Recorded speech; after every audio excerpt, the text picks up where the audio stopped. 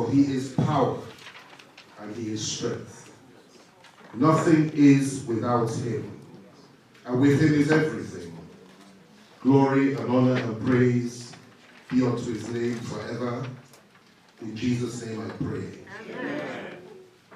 I'll crave the indulgence of those around me to please try and keep as quiet as possible, because when I speak, I'm very sensitive to noise. Thank you very much.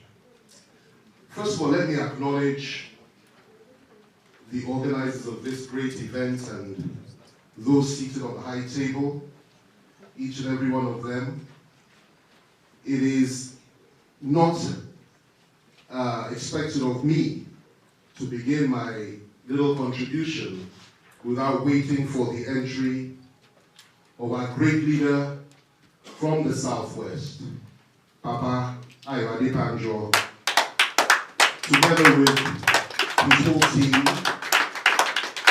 and Kabiyesi's number 2 and all the rest that are with him, the Afenifere team, who we are proudly part of as people of the Southwest and Yoruba people. I also acknowledge the presence of all the other elders, Dr. Olajide, the Yoruba Council of Elders, all the leaders here, PANDEF, all the various groups that are represented on the high table, those seated in the audience that are highly placed and highly respected in this very, very distinguished gathering of Nigerians. I come here wearing 2 hats. The first one is my own, which I proudly wear. And of course, let me also, acknowledge the presence of Dr. Ezefe, who has been a great institution and one of those that has spoken so well over the years.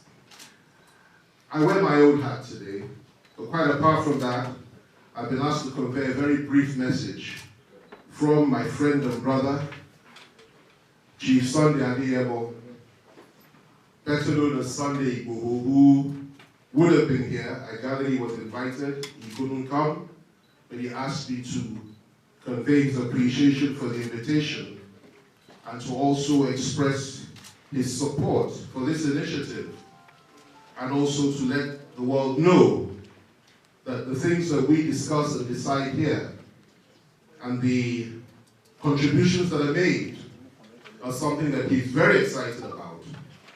And he, as I've always said, and Baba is here with us now, our father, together with our elders, they'll crave my indulgence.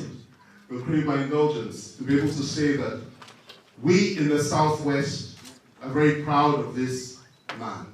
We're very proud of him, because he exhibits the courage that every son of the Southwest has hidden within. We are a people that are slow to anger, but we are irresistible in battle. And Sunday Igboho represents that tendency. He has his views, strong views, and he's entitled to those views.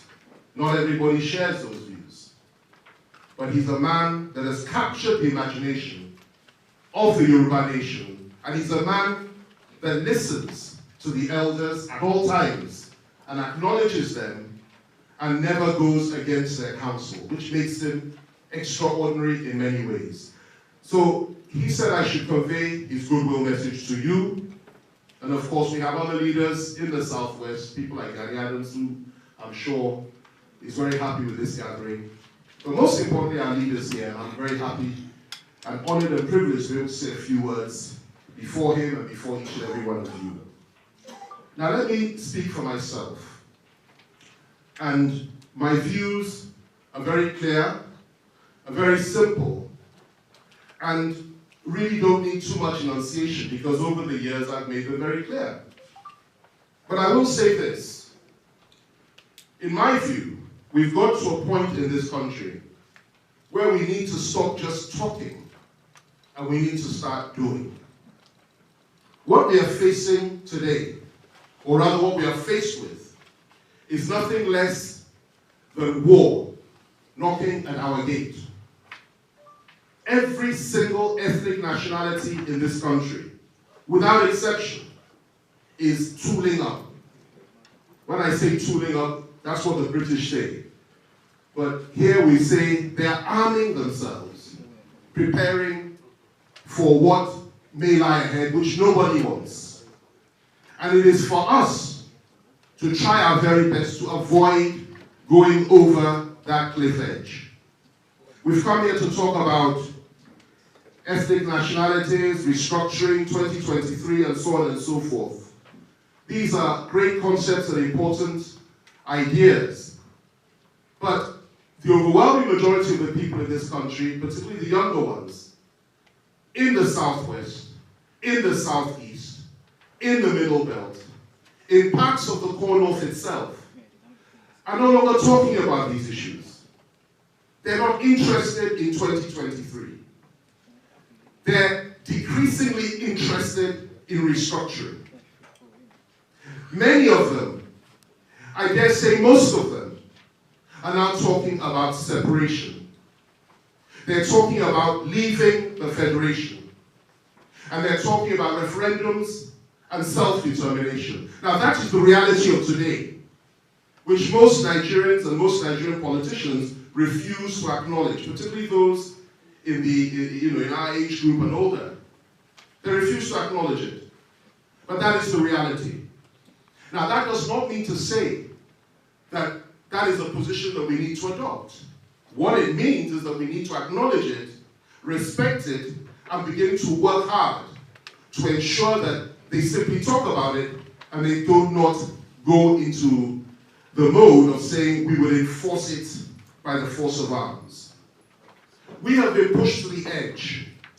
The policies of this government over the last 5 years, which has resulted in nothing but carnage, killing, mass murder, ethnic cleansing of our people, has pushed us to the edge. There is no way of sugarcoating that. People feel aggrieved, wounded, hurt. People feel as if they are slaves. People feel as if they don't matter. They're second and third class citizens. And I might add, it is not just the people of the South that feel this. It is not just the people of the Middle Belt that feel this. There are millions in the core North itself that feel this as well. Zamfara State, over 300 people killed per day up until very recently. Other parts of the North, Northeast, Northwest is on fire. The other day in Zamfara, an emir's palace was burnt to the ground simply because the people were fed up and they were being slaughtered by mainly foreign Fulani terrorists. I will not dignify them by calling them Fulani herdsmen. I will call these foreign barbarians that have come to kill our people in the core North, in the Middle Belt, in the forests and the streets of the Southwest, in the Southeast, in the South-South. I will call them Fulani, foreign Fulani terrorists. That is what they are. That is what they do. In some parts they call them bandits. In others they call them herdsmen. I call them terrorists. And they are terrorists fighting against the Nigerian state. And whatever it is you feel about Nigeria, whether you're an integrationist and you believe in Nigeria and you're entitled to that view, or whether you believe in restructuring, a great view, or whether you believe in separation or whatever it is, at the end of the day, we must remember this, that as at today, we are first and foremost Nigerians. And it is incumbent on every single one of us to stand against the foreign threat. Hundreds of thousands of them come through our borders as a consequence of the weakness of this government. They come through our borders and slaughter our people. They slaughter the people in the Southeast. Just look at what is happening there. Up until today, this nation, which has its own challenges, has not seen fit to apologize to those people for what we did to them in the Civil War. And I make no apology for holding that point of view. Where you have over 3 to 5 million people slaughtered in the space of 3 years, 1 million of them children.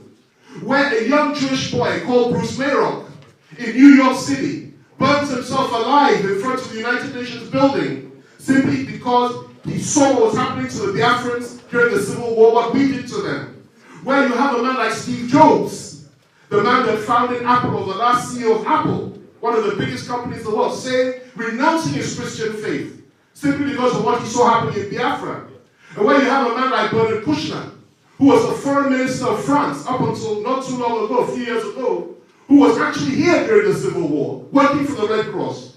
And he said from what he saw, as a consequence of what he saw in that war, he resigned from the Red Cross, set up Médecins Sans Frontières, and he now established that organization, which is the biggest organization in wartime, for wartime casualties in the world today.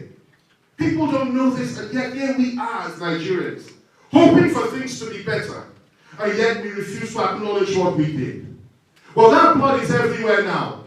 I'm sorry if I've said things that may sound offensive, if I've said things that may not be too nice, if I've said things that are not making people comfortable here today. But that blood is being spread everywhere now, and we've learned nothing. Because here we are today, bombing the forests of the southeast with our Air Force, killing young people, simply because they want to exercise their right of self-determination, or better still, they're calling for a referendum. Here we are in the southwest, allowing foreign Fulanis to flood our forests and slaughter our people morning, day and night. The leader of Afenifere, the beloved Afenifere, who we all belong to as Yoruba people, our leader, our past leader, Baba Fashoroti, his own daughter was slaughtered.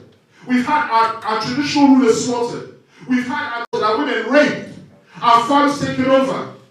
That is what we have experienced. And we speak from a position of rage. If our elders and our leaders speak in a peaceful tone, it's because they're civilized men. And it's because they believe in the power of restraint. And they believe in order. And they don't want war. But the young men are angry. Very, very angry. And it's not just the Southwest. Look at the Niger Delta. And I acknowledged yesterday that our father, Ike Clark, was 94 years old. I believe I acknowledged that today. I should have mentioned that in the beginning. Congratulations to him.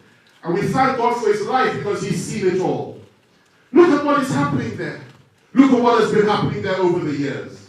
Rape, pillage, murder, carnage, domination, and all sorts of evil visited upon these people. And yet they've taken it, even though they are the goose that lays the golden egg. You go to the Middle Belt. Hardly any identity left. Hardly any identity left. Forced to speak a language that is not theirs. Forced to forget that they had a history of their own. Forced to bow and tremble before those that were never part of them. And now in the midst comes these foreign Fulanis again, fighting them, killing them, slaughtering them. And they hardly ever fight back. I will never forget 2016, Christmas, Kaduna State, in southern Kaduna, 800 people, Christmas Eve and Christmas Day, 800 people, including women and children, were massacred by these foreigners in their homes. And nothing happened. Not one of them was arrested. And since then, it has gone from bad to worse. But now you go to the Corn North itself where I started. It is just as bad, if not worse, for the poor masses in those areas who are being killed on a daily basis and whose leaders and whose elders can do next to nothing about it. So I feel for Nigeria. We all feel for Nigeria. And we all pray for Nigeria. But let me say this. If for Nigeria, there are people like Baba Adebanjo and Baba Olaito and Baba Ike Clark and our elders from the North and the Middle Belt, and there are so many of them, Governor Jan and so many others. If that Nigeria does not present a platform whereby we are equal in every way before God and before the law, that Nigeria cannot be sustained. There are many, many good people in the Corn North. Many of them. I know many of them. Bala Mohammed, the governor of Bauchi. You go to Zamfara, Matawale is there. The Sultan himself, a good man, who has reached out in many ways to bring peace, and who is also crying out for justice, and crying out for decency, and crying out on behalf of his people. We have many like that in the core north. We have in the middle belt people like the governor of Kogi and so many others who are trying their very best. And we have those that are restrained and are also crying in private. And this goes across party lines. All over the north, people are crying. And they are suffering as well. So it's not just us. But the bottom line is this. The philosophy and the belief that this can go on and nothing will happen is one that has no basis, has no rationality, has no decency, and has no sanity. Because it will go on and it will take us into a situation that none of us wish to be in. Let me end with this. And this is very, very important. We must not lose sight of the fact that even though we have issues to discuss, restructuring, 2023 power shift, how we will get on with one another to make a better country for ourselves, and how we will reach out to those that no longer believe in this country, to keep them abroad for as long as we can. That's one issue. But the greatest problem that we're faced with, I say it again, is the influx and the invasion of these foreigners that want us to kill one another, that want to come in to pick up the pieces, and that are being guided and funded and supported by the great powers on this earth, believe it or not. The same forces, the same people that supported ISIS and ISIL in Syria are the ones behind this. The same people that supported Al-Qaeda when the Russians were in control of Afghanistan are the ones behind this. The same people that once supported the Taliban are the ones funding and they're the ones behind this. They are the same people, the same forces. And what they want is to turn our nation into a theater of war. It is incumbent upon every single Nigerian, no matter what you believe in, no matter where you come from, no matter your religious faith, to resist this and to come together and to say, no, we may have our differences, we may disagree, we may not even like each other so much, but at the end of the day, we will not go into war. We will stand together, we will resolve our problems on the basis of peace, equity, justice, and equality. Once we can do that, then I believe there's hope. Without that, I'm sorry to say, ladies and gentlemen, there can be no hope and there will not be no hope. May God guide us.